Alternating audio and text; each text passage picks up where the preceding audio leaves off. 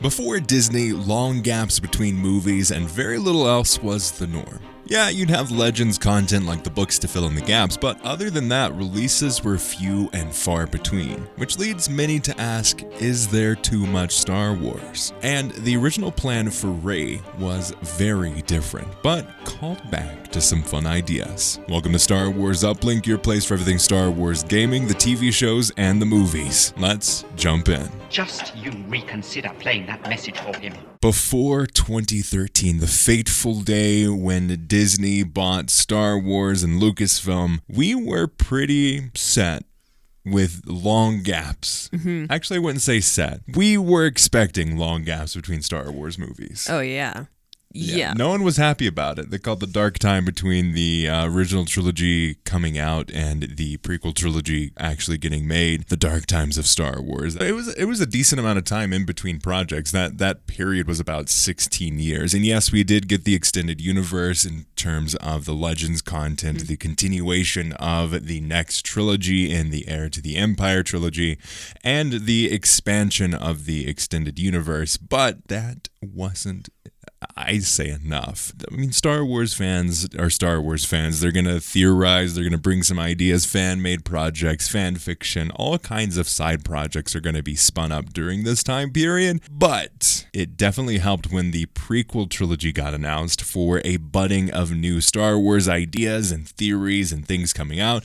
And then The Phantom Menace came out, and it came out and people really liked it. And then came the beginning of the drama with the prequel trilogy, and then the long expanse of time for them to really get back into the zeitgeist and believed as okay, they're actually pretty good. Yeah. Because so we had 1983 to 1999, about 16 years. And then we went from 2005 to 2013. So that was not too bad. That was about, 7 years? Not terrible.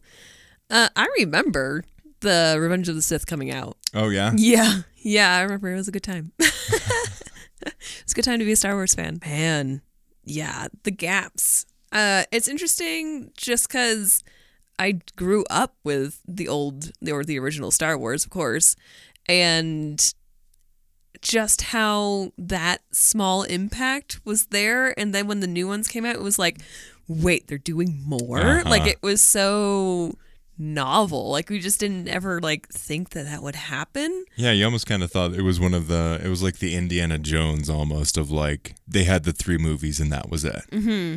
Yeah, so it was a really big surprise. And I guess once it happened, it was I guess that's done. It always kind of felt like I better not get my hopes up for any more to come out, because it was always just such a long time in waiting for these new movies. And if you think about it, the time gap between what we're going to have with the Rise of Skywalker to what the next Star Wars movie is going to be is about 7 years, because 2019 to 2026 is the time period that we're going to get. But unlike the time period between the prequels and the sequels, there have been many Star Wars projects in the midst and in the time periods between these gaps of movies. It's just different because of, one, the idea of Star Wars from the original trilogy to the prequels was quite massive and everyone was super hyped. And now the distance between, there was a lot of hype going from the prequels to the sequels. I remember The Force Awakens being a huge deal. And that was definitely a big spark with Battlefront 2015 coming out as well. And that's kind of the big spark of where I'd always been a Star Wars fan, but that reignited of oh, let's pay attention now. Let's get into the weeds about things. It is so fascinating to think just how much has changed from the original sequel or the original trilogy to now. It's we are so much more connected now. Yeah. And we had know so much more about what's going on with the industry versus when it was first created. Everything's Everything's changed. Everything has changed since the beginning of Star Wars time. You would get your theories and like ideas for what could possibly be happening from magazines when you look at the gap between the original trilogy to the prequel trilogy. And throughout the whole life cycle of the prequel trilogy, it was either the movies or the magazines. Like that's how you got the news. And then the time span between the prequels to the sequels, that was the rise of social media. And now all of media is so media focused. Like you have movies and you have TV shows and you have video games, and then you have networks of social media followings, platforms, news outlets that are specifically on certain platforms that aren't on other platforms, or there's the traditional magazines that now have websites. And then if you look at it now, we have the TV, we have the magazines that are still somewhat relevant, the magazine websites, which are more relevant, the YouTube channels, the podcasts, the social media platforms, and short form content, long form content. There is just so much, and every single piece of the process is now a piece of media that can come out. And so if we take this idea, we take the history of all of the different gaps of Star Wars now, and we look at it for 2024, 2023, and going forward, we now have something that can fill the gaps. That isn't a book and isn't a comic book and isn't a video game. Something that is pretty tangible. We talk about the funnel of Star Wars. Movies are the opening of the funnel, then it's the TV shows, the video games, and then it's animated, and then it's probably comics, and then it's books more than likely. That may be flipping with book talk happening and comics kind of waning a little bit. But that's kind of the funnel of Star Wars is about that. And if we look at this new age, there's the question to be asked, is there too much Star Wars? Is it overrated now? Is it like...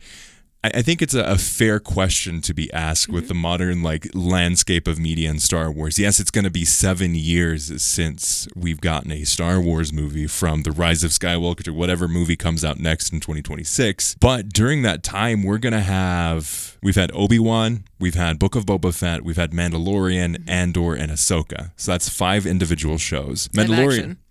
Yeah, live action. Mandalorian had 3 seasons.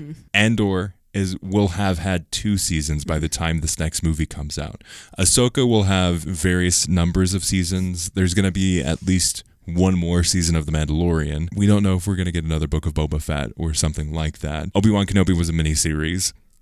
So that's just like 9 to 12 different pieces of content right there that we know of. Yeah. Star Wars Acolyte's coming out. Skeleton Crew's coming out. Star Wars Acolyte is rumored to be an ongoing show. Ooh. By the time this next movie comes out, we're probably going to have about 30 different pieces of Star Wars content. And I hate putting the term content on it because it takes away from the art and the storytelling, the filmmaking of the actual projects. But that's how Bob Iger and David Zaslav and all these people are referring to these things that they're making. It's not producing a piece of art, it's producing a piece of content. And there's a whole different discussion to be had on that topic that is too long for this episode of the podcast. But I think that plays in to this question. Yeah, is there too much Star Wars? And that's what I just laid out. Is the live action shows that doesn't have the animated stuff in it, that doesn't have the books, that doesn't have the comics, that doesn't have the video games. Yep. It is just live action television. You want my honest opinion? Yes. I'd say yes. You think there's too much Star Wars? There is too much Star Wars. I think there's too much Star Wars because, like you said, they view it as content. It's not art anymore. They're not going into Star Wars being like what it was originally. It's not a statement piece anymore. It's just Star Wars. Well, we were talking about Ahsoka specifically and the differences between Ahsoka and Andor, and the idea of Star Wars not saying anything anymore. Andor is saying something. Ahsoka isn't saying anything. It's a piece of content to fill the gaps after the Rebels ended. That is its whole purpose. It's not about to say, oh, hey, this is how overcoming struggles can lead to greatness. You'd think, oh, hey, that could be a piece of Ahsoka. Didn't get into that at all. Not really. It could be about learning to overcome one's past and looking to the future in terms of training the next generation, no matter how skilled or whatever they are in Star Wars or in their skill set or whatever. That wasn't the focus. It was a stepping stone to put the pieces in place to eventually do something with Thrawn. Right. It wasn't to tell a story. It was to set up the next thing. Mm-hmm. Andor knows exactly what it's going to do. It's going to do the first season is this, second season is this. It ties directly into Rogue One. Boom, we're done. I'm not saying that there isn't a place for that kind of fun storytelling of just like giving us content and stuff. I think in this day and age, to keep people coming back, like it has a place. Mm-hmm. That doesn't mean that I think that should excuse it and that should be like... I think it's difficult, and we're not saying anything bad against Star Wars. No. Like we've enjoyed covering the shows, we've enjoyed watching most of them, and it's a fun experience. And most of the community is actually very positive and supporting. And it's only the naysayers and like the really toxic people that are like a small portion of the community that makes it a little bit rough for people getting in. But generally, Star Wars is great. It's never been a better time to be a Star Wars fan. You can get into it at any level. If you love books, you're going to be able to read as many books as you can sustain. Honestly, there might even be too many books. Yeah, it's kind of a fire hose. Comic books, same kind of thing. There's tons of different series doing various different topics across the diversity of Star Wars. Video games are slowly getting better. We've got Star Wars Outlaws. Jedi Survivor is going to continue into a third game more than likely. There's the mobile game Star Wars Hunters that may or may not release. There's Eclipse, and that also may or may not be released. But there's all of these different things. Like, it's never been better to be a Star Wars fan, but it's also if you love storytelling and if you love hearing and seeing and watching something that is meaningful and is trying to take this idea of Star Wars and bring it forward. Something like Andor, like it took all of the building blocks of the original trilogy, the things that inspired George Lucas to make it, and took those and moved it forward. If you're looking for that, it might only come every few years. Yeah. And I think that's going to be okay. But I do wonder if we need almost like a bigger gap in Star Wars. And we may get it because we only know that Acolyte and Skeleton Crew and Andor Season 2 are coming out. Yeah. That's all what we know for live action. And because Lando is rumored to become a movie, we may see them return to this idea that movies are what Star Wars is, not the live action television shows. And it may just become Mandalorian and Ahsoka. Like that might only be the things that we get on the small screen. Interesting. Again, it's a very interesting time for Star Wars. I think we've been going through a transitional phase with Star Wars the last few years.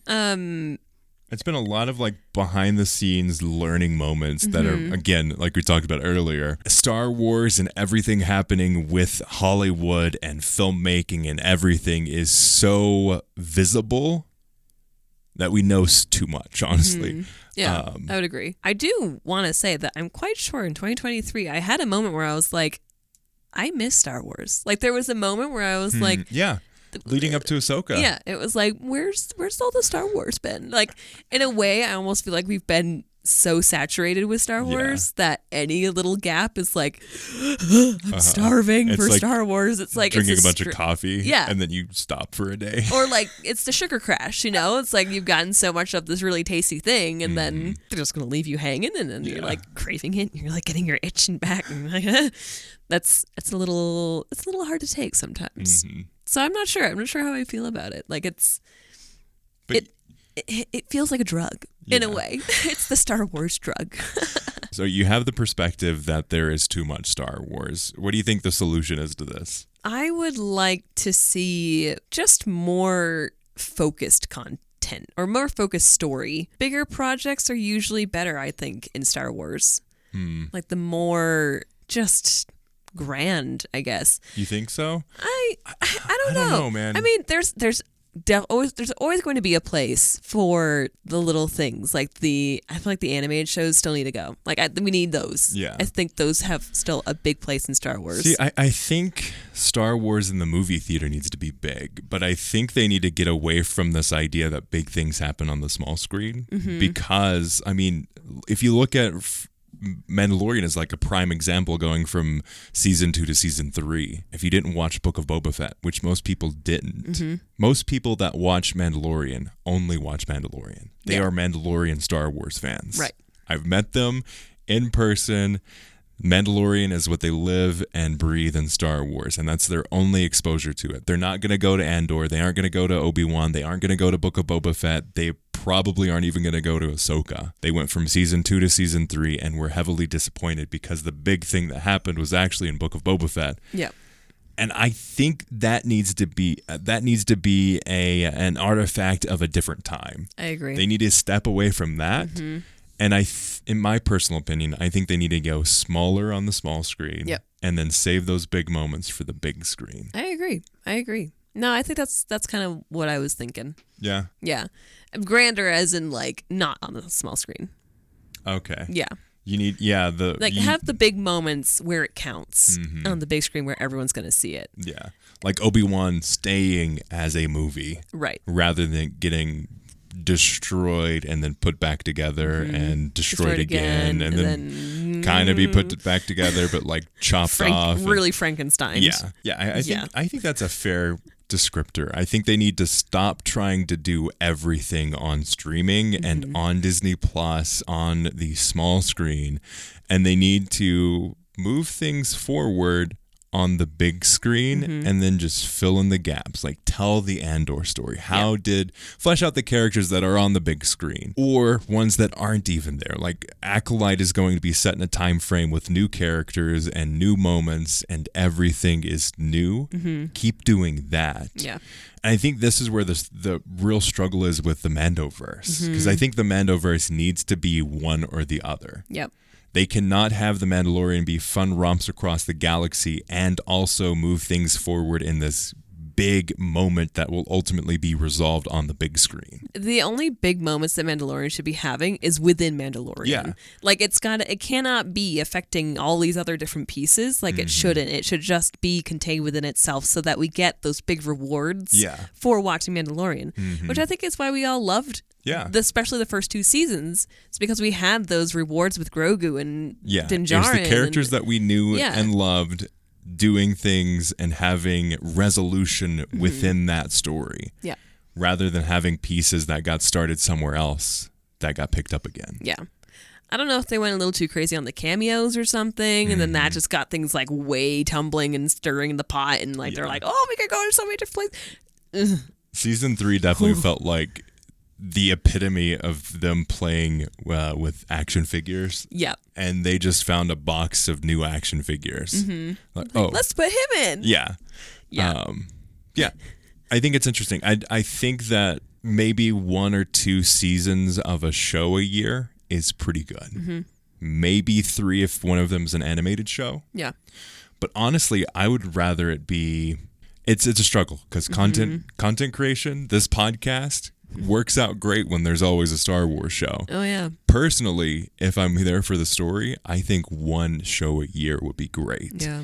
But have that show be 12 to 16 episodes, not 8. Yeah. I think that would be better for all of Star Wars, and it would make them commit, because that's the big problem with Lucasfilm right now is they don't want to commit. I agree. And speaking of that and not committing, there is more detail around the original idea for Rey. Rey was intended not to be a Palpatine, not to be no one, but related somehow to Obi Wan. What?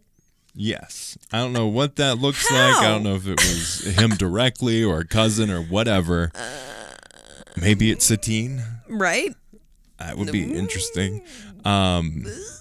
So there's like, I don't know the specifics. I don't know how they would have done it, but Daisy Ridley said going into the 3rd movie, the original intention was not to have it be Palpatine, but to have a connection with Obi-Wan in some way. That's why we hear Obi-Wan's voice saying, Rey, Rey, Oh, interesting. I didn't realize they were that deep into it. And then Rian Johnson's movie, The Last Jedi, which I enjoy because it's trying to tell a different story. It's trying to tell a story, which is anyone can be special in the galaxy. You don't have to be like basically incredible force wielder. The resolution of The Rise of Skywalker is nepotism wins all of the time. Oof. Tell me I'm wrong. That's the resolution of the story. Last Jedi wanted to tell a story that it does not matter who you are related to. It doesn't matter where you come from in the galaxy. You could be on Jakku. You could have nobody for parents, and you can still make an impact.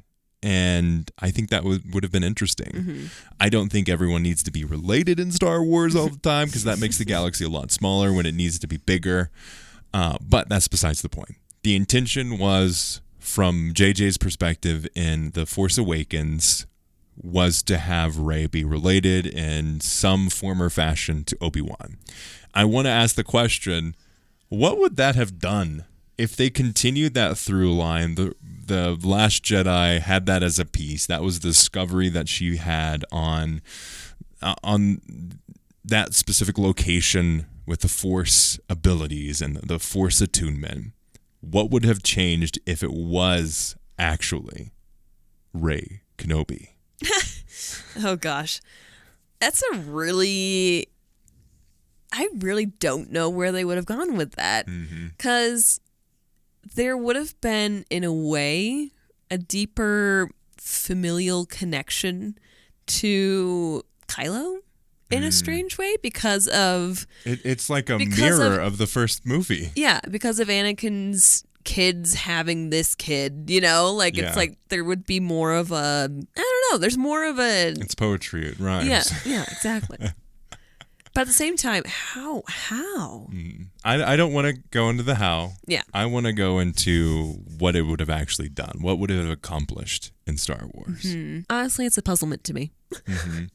I think if we go from the original to this, I think it would open some different doors for Rey and her perspective. If she did find out in the second movie that she was Obi Wan Kenobi's heir in some form or fashion, I think that could have opened some doorways into more of the ways that the Force works. Like, what does it look like for Force families to be a thing after generations of not, like that being a key part of the prequel trilogies of Star Wars movies and the Star Wars lore at that point is do not have connection, do not have attachment, do not do any of that because it can lead to the dark side. Like actually finding out with the books what the origins of the Force would have been and how that would have actually impacted her journey in like, hey, I was not supposed to have been born.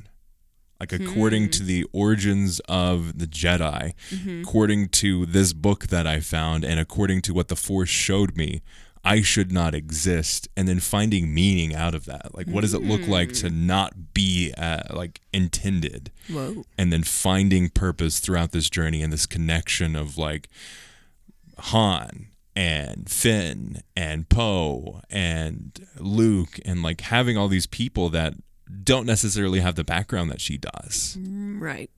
I think that could be interesting. That would have been really interesting. Especially considering Obi-Wan was very much like, these are the rules, buddy. Yeah, he was very much a rule follower and held very closely to those non-attachments. So it's like, what? You could also play with that. You could play with that almost characteristic of like, but do I follow the rules? Like, how do I act within this? How do I have those like Qui-Gon moments of like... Pushing the boundaries a little bit. Right. It's like, yeah, everything's way more...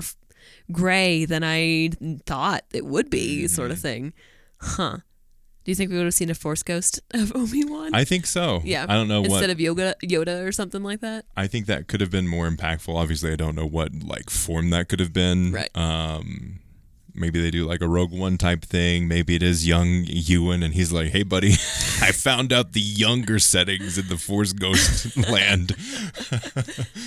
Anakin finally showed me how to do this. And he's like, boop, okay, I'm now young me. Woo! Phew. Yep, flips his hair. Yeah, I don't know what the specifics would have been, but I think maybe it might have made more sense for Obi-Wan to be that character. And then it fulfills the path of like Luke's mentor being Obi-Wan originally, and then carrying on that relationship, on that back and forth of Luke, Obi-Wan, and then Obi-Wan's kid, nephew, who knows. Yeah. I think that could have been pretty interesting if that's what they originally intended, and then that was what they continued with. I feel like it would have made a more interesting lineage tie. Like, yes, it's all about like this Skywalker thing going on, but then it would have just been a really interesting like outside moment of the Skywalkers to be like, no, this is the character that actually supported and loved. Like, I don't know. You're my brother, Anakin. Yeah, like there was a non-blood connection. Yeah.